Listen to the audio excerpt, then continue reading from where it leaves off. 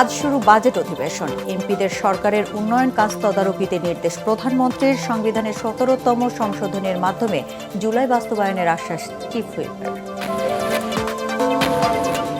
সীমান্তে পুশিনের চেষ্টা অব্যাহত রেখেছে ভারত। স্থানীয়দের সহায়তা রুখে দিচ্ছে বিজেপি। প্রতিরোধের মুখে বেশিরভাগ মানুষকে ফিরিয়ে নিতে বাধ্য হচ্ছে বিএসএফ।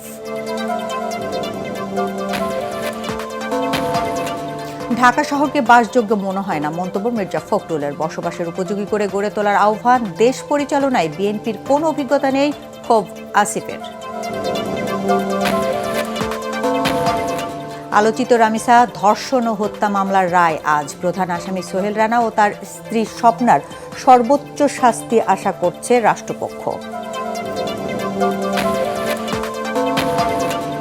এবং ৮ দিনে নবজাতক মৃত্যুর ঘটনায় 2 নার্স বরখাস্ত। ভুক্তভোগী পরিবারগুলোকে উপযুক্ত ক্ষতিপূরণ দেওয়ার আশ্বাস। আজকের মধ্যে হাসপাতালটিকে শোকজের জবাব চান স্বাস্থ্যমন্ত্রী।